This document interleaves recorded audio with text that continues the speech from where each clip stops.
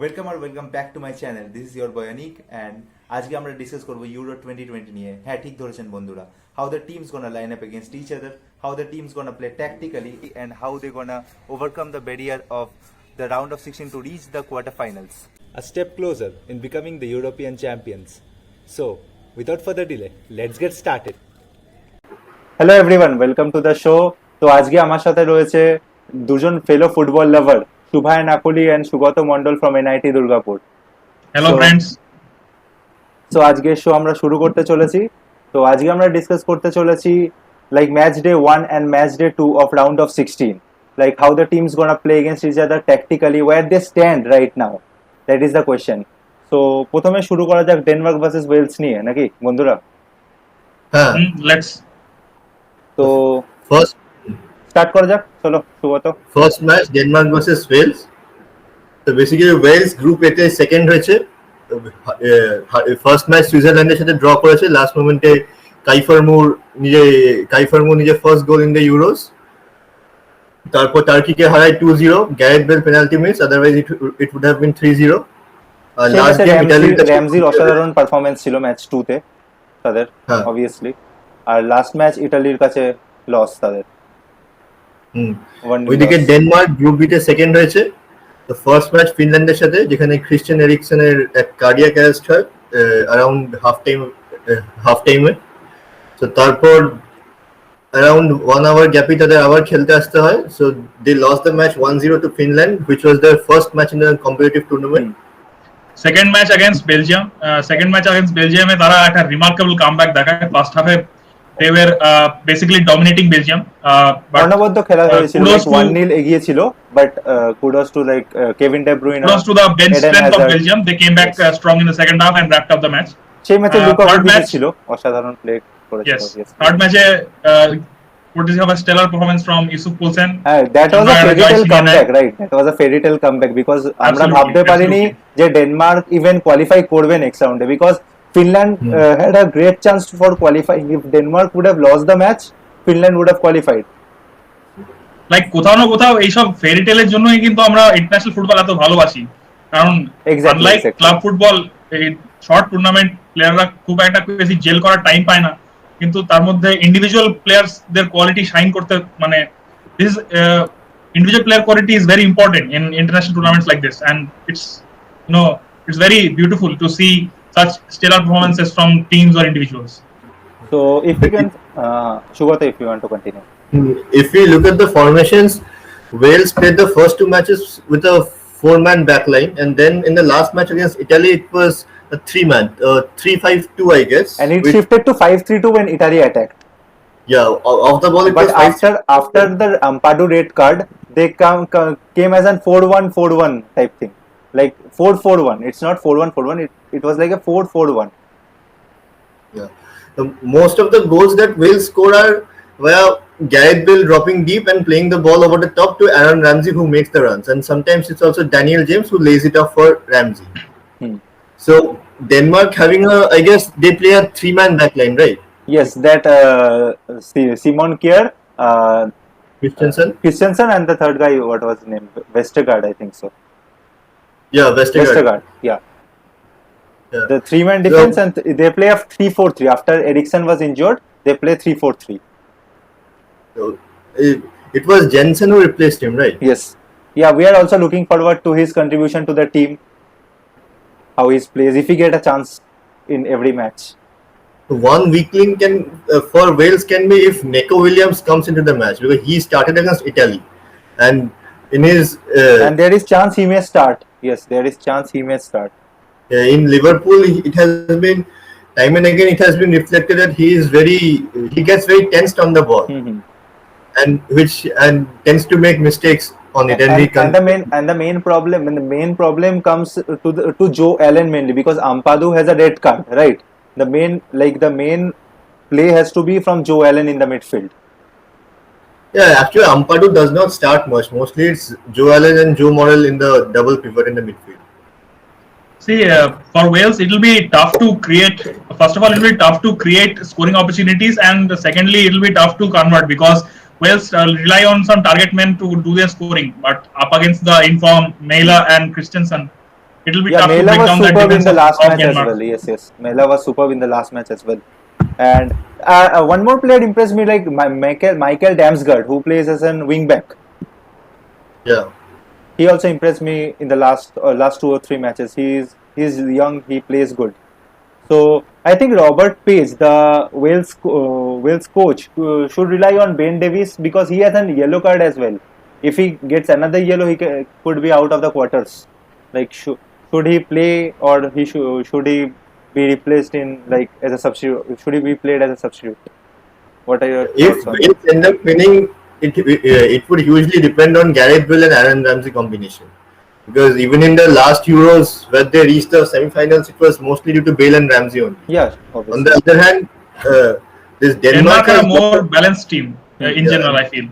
they have a lot of players with big match experience in the Champions League, like Brad Pitt, Yeah, obviously, and the likes of Poulsen. Yusuf Poulsen in the upfront.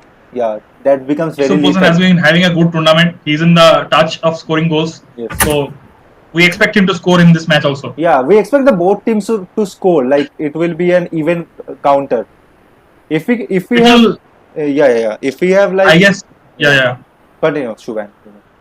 I feel it will come down to how Wales coach manages his squad and what kind of substitutions he is able to use, because Wales will have to rely on the discipline and tactical, tact to counter.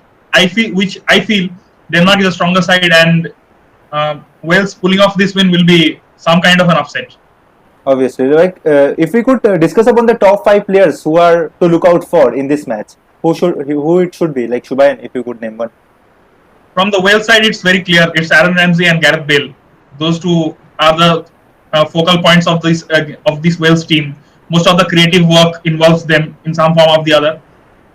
I guess the work that the other players need to do is to support these players and to create space for them so that they can exploit spaces when they have possession. On the Denmark side, I feel Andreas Christensen, big match experience, played the final for Chelsea, and he's a Champions League winner. His spirits are high. He has also scored a very beautiful goal in the last match of the group stage. And of course, Yusuf Poulsen, strong, big guy, has pace. He'll be a threat for the Wales defense, and I'm very interested to see how the Wales defense deals with him. Yeah, Shubhata, if you can continue. and on the Denmark side, I guess Damsgaard is also a player to look out for. Last match also he scored from outside the box, and in the X Factor player, for me it was be Mahle and Gareth Bale. Gareth Bale, because mostly in for Real Madrid and also before at Tottenham, we have seen him turn the match on his own. Like in the 2017 Champions League final against Liverpool, he scored 2 goals, one from the outside the box and one overhead kick. So there are very few who are better than him in this. Yeah, for Yes, me, it will be like in the X Factor thing. For me, I would like to add the names of Daniel James as well. Yeah, just like Shugoto said, as a Madridista, I really enjoy when Gareth Bale turns up for crucial matches, and he has proven that time and again. He's a clutch player. So what it'll are come down to him. Yeah, what are your predictions about the match? The results about the match? I feel Wales, through Bale and Ramsey, somehow they'll be able to score once, but I think Denmark's solid defense and their superior midfield will result in them scoring twice. So my prediction: Denmark 2, Wales 1. Shugoto? I would go for Wales 1, Denmark 0. Wales to qualify. So for me, it will be 1-1 in the normal time and 2-1 in the extra time for Denmark. Nice, an extra time prediction. That is really courageous. Let's see. It's supposed to be a close match. Let's see, friends. What kind of football we have in store for us? Obviously. Although we're going with the underdog pick, go Wales. Okay, no worries. So we'll move on to the second match of the first match day itself. It's Italy versus Austria. So what are your thoughts about the match? I'd like to go first. Yeah, sure. Italy has seen a revival of sorts after failing to qualify for the 2018 World Cup. Their country, their football federation has rebuilt the squad from the ground up. Roberto Mancini deserves a lot of credit for doing this, and I would argue that as much as the team needed Roberto Mancini needed this team as well, because Roberto Mancini, last I remember, he was the head coach at Manchester City, but after that he kind of faded from the limelight. So this has been a revival of sorts for both Italian football for both the team and the coach. Coming to the current Italian side, they have a wealth of talent on their hands, both young and experienced. Marco Verratti has returned to the side. That is a very good news for the Italian team. Their fullbacks have been operating at full capacity, especially Spinazzola. Spinazzola has been amazing in the matches he's played. Up front, Berardi and Barella, both of them have had impact performances. And in place of Verratti, Locatelli delivered an impact performance in the second match. So, apart from these players, also the rest of the Italian squad looks very drilled, looks very fluid, and I would argue that the Italian squad has been playing the most fluid football in this tournament so far, the most complete football in the depth in the this tournament so squad far. is quite amazing. Like you have two or Amazing, three yes. players in every position playing in different first division teams, and like in the top tier teams, not only the first division team, in the top tier teams and performing well in their clubs as well. Exactly, like last match, Chiellini went off after scoring a goal and it barely affected them. We could not see the impact of Chiellini walking off. The Italian squad has that much of depth. Yeah, if we talk about the Tactically, defense, there are a few weaknesses which Austria can exploit. Like Spinazzola is a left back who tends to move up forward, and so there can be a gap in the tracking back, like Austrian right. back. Yes. Yeah, So it might in be a this way, problem. had David Alaba been a right back instead of a left back, it would have been a good duel versus him and Spinazzola, who could push the other one back. Yeah, the main problem, if we talk about the Austria team, the main problem is the injury factor. Like Baumgartner in the last match played amazing and scored a goal to help Austria to get to the round of 16. So like his head injury makes him also doubtful for this match, because like if you have a head injury, the coach might not tend to play you for the next match. That is the main problem, and the other two like players to be looked out for is Arnautovic and Sabitizer. Like they also have played in the past few matches. They also have played well. If we could see the North Macedonia match as well. Yeah, if Sabitzer can press Jorginho, because in the Premier League we have seen, not recently but earlier, Jorginho used to have problems against if the opponent attacking midfielder pressed him very high, and Sabitzer plays for Leipzig, and Nagelsmann's team tend to press the opponents very high, like they follow the gegenpress system of football. So if he can press Jorginho and force a mistake from him, Austria can exploit it, and they have Arnautovic if fit. He will start and he can be a good scorer. He used to play for Stoke. Yeah, but I think the injury factor of another player also forced Alba to take come down to the defense. Like he might start as a left back instead of a left winger.